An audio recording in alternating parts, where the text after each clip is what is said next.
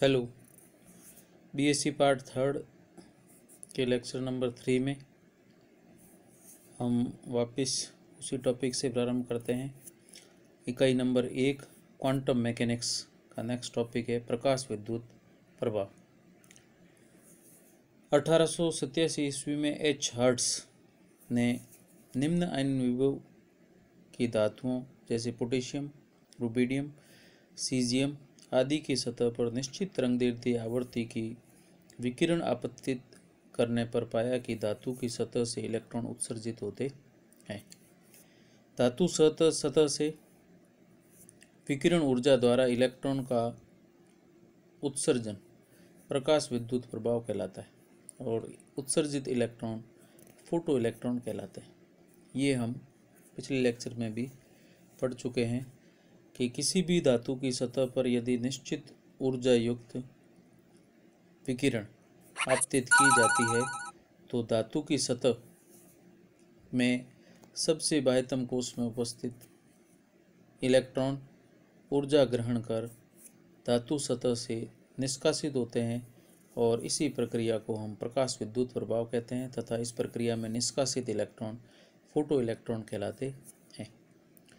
धातु सतह से इलेक्ट्रॉन के उत्सर्जन व फोटोन के आपतन के मध्य कोई समयांतराल नहीं होता है, यानी फोटोन के धातु सतह पर गिरते ही इलेक्ट्रॉन उत्सर्जित हो जाते हैं। अर्थात प्रकाश विद्युत प्रभाव की प्रक्रिया में प्रकाश विकिरण का धातु की सतह पर आपतन तथा इलेक्ट्रॉन का उत्सर्जन समयांतर अंतराल रहित प्रक्रिया है, जिसमें बाह्यतम कोश के इलेक्ट्रॉन ऊर्जा लेकर तत्काल ही निष्कासित हो जाते हैं।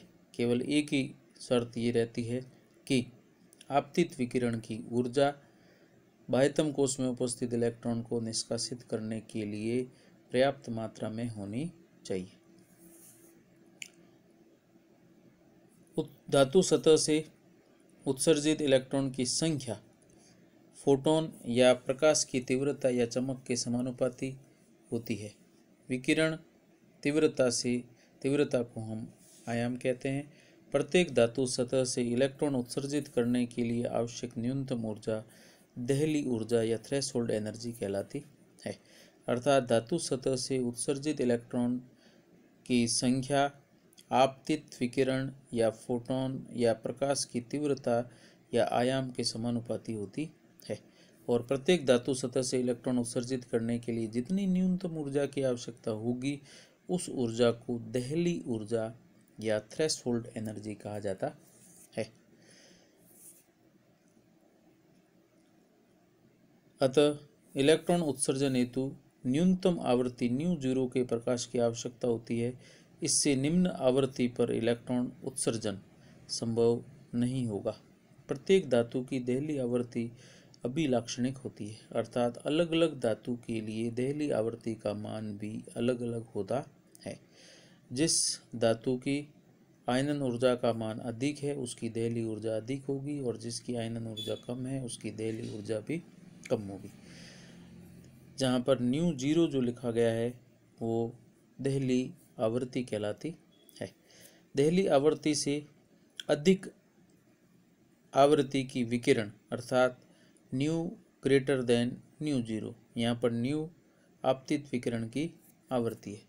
तो दहली आवृत्ति से अधिक आवृत्ति की विकिरण उत्सर्जित इलेक्ट्रॉन को गतिज ऊर्जा प्रदान करने में प्रयुक्त होती है। इसलिए उत्सर्जित इलेक्ट्रॉन की गतिज ऊर्जा प्रयुक्त विकिरण की आवृत्ति के समानुपाती होती है। तो खास बात है, पहले हम देख चुके हैं कि धातु सतह से उत्सर्जित इलेक्ट्रॉनों की संख्या आपतित प्रकाश के आयाम के समानुपाती तथा उत्सर्जित इलेक्ट्रॉन की गतिज ऊर्जा आपतित विकिरण की ऊर्जा या आपतित विकिरण की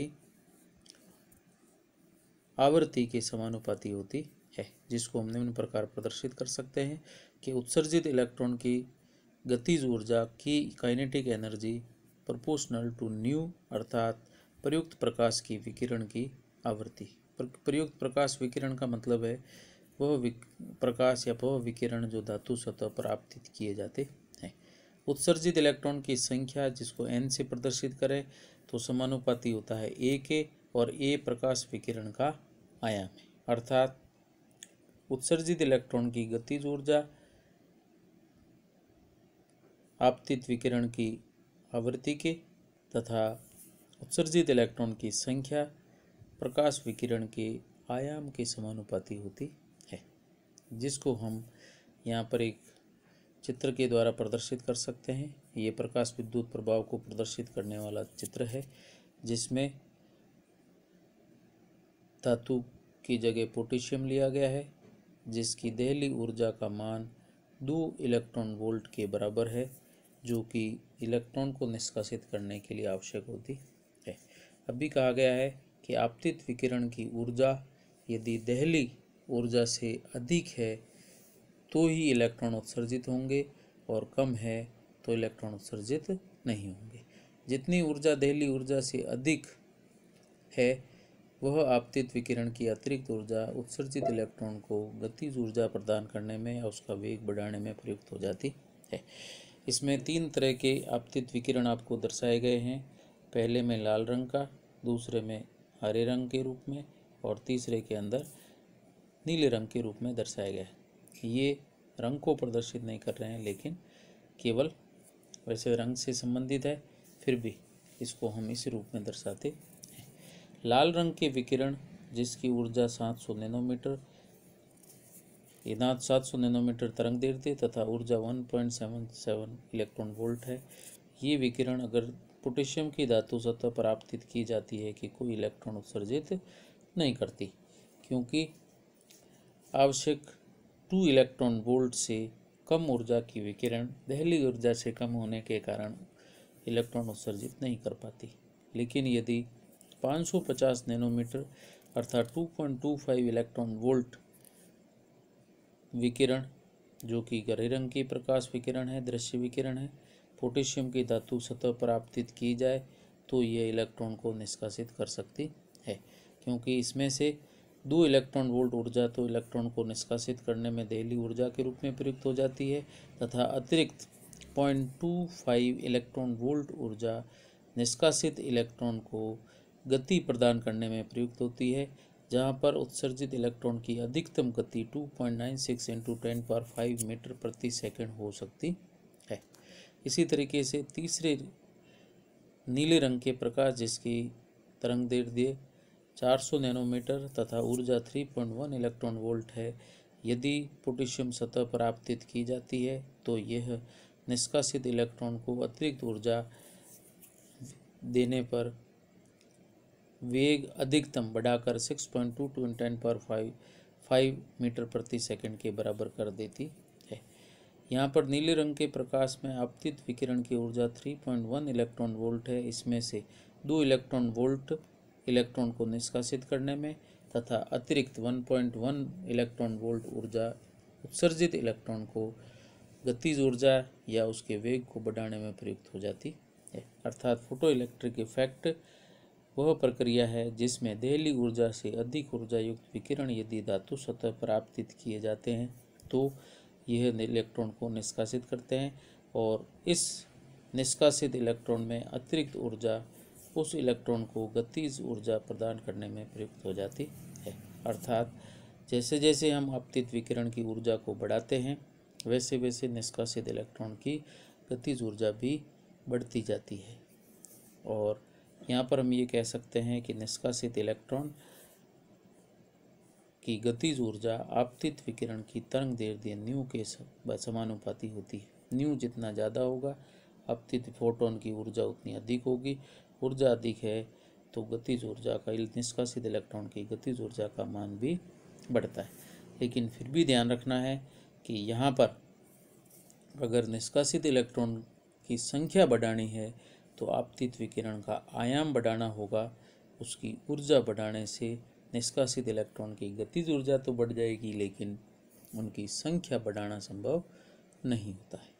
इसी तरीके से अगर लाल रंग के प्रकाश जो कि 1.77 इलेक्ट्रॉन वोल्ट ऊर्जा युक्त है, ये यदि इस धातु की सतह पर आपतित किया जाता है तो चाहे इसका आयाम बढ़ा दिया जाए, चाहे इसी विकिरण को कितने समय तक इस धातु की सतह पर आपतित किया जाए फिर भी प्रकाश विद्युत प्रभाव प्रदर्शित करना संभव नहीं। इसको हम शब्दों के रूप में भी लिख सकते हैं, जैसे पोटेशियम धातु की सतह पर किसी भी तीव्रता का लाल रंग का प्रकाश आपतित किया जाए तो कोई इलेक्ट्रॉन उत्सर्जित नहीं होता है, लेकिन यदि पीले रंग का प्रकाश सभी तीव्रताओं पर या आयाम पर इलेक्ट्रॉन उत्सर्जित करता है। साथ ही पीले रंग के प्रकाश की तीव्रता बढ़ाने पर पोटेशियम की सतह से उत्सर्जित इलेक्ट्रॉन की संख्या निरंतर बढ़ती है। तो हम तीव्रता बढ़ाएंगे, इलेक्ट्रॉन की संख्या बढ़ेगी, और ऊर्जा बढ़ाएंगे तो निष्कासित इलेक्ट्रॉन की गतिज ऊर्जा बढ़ेगी। ये 2 पॉइंट महत्वपूर्ण है जो कि हम पहले ले चुके हैं। 1905 ईस्वी में आइंस्टीन ने प्लांक के विद्युत चुंबकीय विकिरण के क्वांटम सिद्धांत के आधार पर व्याख्या की, जिसके अनुसार अर्थात प्रकाश विद्युत प्रभाव विकिरण के क्वांटम सिद्धांत के आधार पर आइंस्टीन द्वारा समझाया गया है, जिसके अनुसार सभी धातु की सतह से इलेक्ट्रॉन निश्चित आकर्षण से जुड़े होते हैं, जिन्हें हटाने के लिए धातु को निश्चित मात्रा में या मात्रा के बराबर ऊर्जा देना अनिवार्य होता है, जो धातु की प्रकृति पर निर्भर करती है। इसी ऊर्जा को प्रकाश विद्युत कार्य फलन भी कहते हैं, अर्थात देहली ऊर्जा को ही प्रकाश विद्युत कार्य फलन कहा जाता है, जो कि इलेक्ट्रॉन को निष्कासित करने के लिए आवश्यक होती है, जो कि देहली ऊर्जा के बराबर है। अर्थात कार्यफलन और देहली ऊर्जा बराबर है, जिसे हम ऐसे भी लिख सकते हैं, देहली ऊर्जा जिसको E0 से लिखा गया है बराबर प्रकाश विद्युत कार्यफलन W0 के रूप में प्रदर्शित करें तो E0 equal to h/0 equal to W0। यहाँ पर 𝛎0 देहली आवृत्ति है, h प्लांक नियतांक को प्रदर्शित करता है। देहली आवृत्ति को क्रांतिक आवृत्ति भी कहा जाता है, जो कि ने यहाँ पर प्रदर्शित किया गया। देहली ऊर्जा से अधिक ऊर्जा की विकिरण द्वारा उत्सर्जित इलेक्ट्रॉन, देहली ऊर्जा से अधिक ऊर्जा की विकिरण द्वारा उत्सर्जित इलेक्ट्रॉन अतिरिक्त ऊर्जा को ग्रहण कर गतिज ऊर्जा प्राप्त करता है। अतः आपतित विकिरण की ऊर्जा बढ़ने के साथ उत्सर्जित इलेक्ट्रॉन की गतिज ऊर्जा भी बढ़ती है, जिसे हम पहले प्रदर्शित कर चुके हैं। ऊर्जा संरक्षण के नियमानुसार आपतित विकिरण की कुल ऊर्जा देहली ऊर्जा तथा उत्सर्जित इलेक्ट्रॉन की गतिज ऊर्जा के योग के बराबर होती है। ऊर्जा संरक्षण के नियमानुसार जितनी ऊर्जा आपतित विकिरण की है, उसमें से कुछ मात्रा में ऊर्जा इलेक्ट्रॉन को निष्कासित करने में प्रयुक्त हो जाती है तथा अतिरिक्त ऊर्जा इलेक्ट्रॉन को गतिज ऊर्जा प्रदान करने में प्रयुक्त होती है। इसका अर्थ ये है कि देहली ऊर्जा और निष्कासित इलेक्ट्रॉन की गतिज ऊर्जा का योग आपतित विकिरण की कुल ऊर्जा के बराबर होता है। अतः हम कह सकते हैं आपतित विकिरण की ऊर्जा बराबर देहली ऊर्जा, इसी का दूसरा नाम कार्यफलन है, प्लस उत्सर्जित इलेक्ट्रॉन की गतिज ऊर्जा। इसे हम निम्न रूप में प्रदर्शित करते हैं, E equal to E0 plus kinetic energy, या प्लांक नियम के रूप में E की जगह h/न्यू और E0 की जगह h/न्यू0 प्लस के काइनेटिक एनर्जी, या गतिज ऊर्जा चूँकि निष्कासित कण के रूप में इलेक्ट्रॉन है। यदि इलेक्ट्रॉन का द्रव्यमान m और उसका वेग निष्कासित इलेक्ट्रॉन का वेग v है, तो इसकी गतिज ऊर्जा को हाफ m/e⁴ के रूप में लिख सकते हैं, जहाँ पर स्मॉल लेटर में लिखा गया E इलेक्ट्रॉन को प्रदर्शित करता है, अतः m/e इलेक्ट्रॉन के द्रव्यमान को दर्शाता है। ठीक है, इसी सूत्र को हम निम्न रूप में भी प्रदर्शित करते हैं, जिसमें काइनेटिक एनर्जी h/न्यू आपतित विकिरण की ऊर्जा माइनस h/न्यू0 देहली ऊर्जा के अंतर के बराबर है। h कॉमन ले लें तो न्यू माइनस न्यू0, और न्यू चूँकि आवृत्ति है जो कि c/λ के बराबर या तरंग दैर्ध्य के साथ इसके संबंध को दर्शाता है, इसका मान रख दिया जाए तो ये हो जाता है h into c/λ minus c/λ0। c common आ जाए तो hc इंटू 1/λ माइनस 1/λ0 गतिज ऊर्जा के बराबर होता है। अतः उत्सर्जित इलेक्ट्रॉन की गतिज ऊर्जा केवल आपतित विकिरण की आवृत्ति या तरंग दैर्ध्य पर निर्भर करती है, न कि तीव्रता और आयाम पर, जो कि हम आइंस्टीन द्वारा सिद्ध की गई इस प्रक्रिया या ऊर्जा संरक्षण के नियमानुसार दी गई प्रक्रिया से स्पष्ट कर सकते हैं। प्रत्येक धातु का प्रकाश विद्युत कार्यफलन भिन्न भिन्न होता है, जो धातु की आयनन ऊर्जा बढ़ने के साथ बढ़ता है, लेकिन ये आयनन ऊर्जा से हमेशा अधिक होता है। महत्वपूर्ण बात यह है कि किसी भी धातु की आयनन ऊर्जा को हम इस तरीके से परिभाषित करते हैं कि गैसीय विलगित परमाणु जिसकी बाह्यतम कोश में उपस्थित इलेक्ट्रॉन को निष्कासित करने के लिए आवश्यक न्यूनतम ऊर्जा को हम आयनन ऊर्जा या आयनन विभव कहते हैं। लेकिन चूंकि आयनन विभव के लिए इलेक्ट्रॉन विलगित अवस्था में अकेला स्वतंत्र होना चाहिए, किसी प्रकार का अन्य कोई परमाणु उसके पास में नहीं हो, तभी हम आयनन विभव को परिभाषित करते हैं। लेकिन चूंकि धातु है तो यहाँ कई इलेक्ट्रॉनों का समूह होता है, जिसमें कई नाभिक बाह्यतम कोश में उपस्थित इलेक्ट्रॉन को आकर्षित किए रहते हैं। ऐसी स्थिति में धातु सतह से निष्कासित इलेक्ट्रॉन को निष्कासित करने के लिए अधिक ऊर्जा की आवश्यकता होती है, जबकि आयनन विभव का मान हमेशा कुछ कम होता है, क्योंकि वहाँ पर परमाणुीकरण के बाद स्वतंत्र गैसीय इलेक्ट्रॉन प्राप्त होता है। कुछ धातुओं के प्रकाश विद्युत कार्यफलन यहाँ पर दिए गए हैं, जिसमें पोटेशियम का कार्यफलन न्यूनतम, उसके बाद सोडियम का, उसके बाद लिथियम का, उसके बाद मैग्नीशियम, फिर सिल्वर और अंत में कॉपर का कार्यफलन या प्रकाश विद्युत कार्यफलन अधिकतम होता है। और इन दी गई धातुओं में पोटेशियम का कार्यफलन कम होता है। इसकी जगह अगर रुबिडियम और सीजियम लिया जाए तो सीजियम का सबसे कम प्रकाश विद्युत कार्यफलन होता है, और इसीलिए सीजियम धातु का उपयोग प्रकाश वोल्टिक सेल में किया जाता है।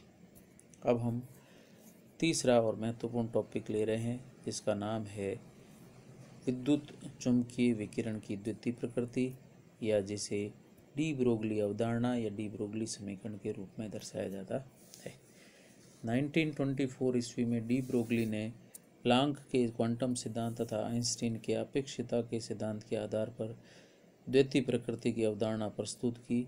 जिस तरह से विकिरणों में दोहरी तरंग व कणीय प्रकृति होती है, उसी तरह सूक्ष्म कण इलेक्ट्रॉन भी दोहरी प्रकृति दर्शाता है। खास बात यह है कि जिस तरीके से विद्युत चुंबकीय विकिरण दोहरी प्रकृति प्रदर्शित करते हैं, उसी तरीके से डी ब्रोगली के अनुसार सूक्ष्म कण भी दोहरी प्रकृति दर्शाना चाहिए, और उसी को डी ब्रोगली द्वारा सिद्ध किया गया है, जिसमें दो सूत्रों का उपयोग किया गया है, प्लांक के क्वांटम सिद्धांत का और आइंस्टीन के अपेक्षिता सिद्धांत का।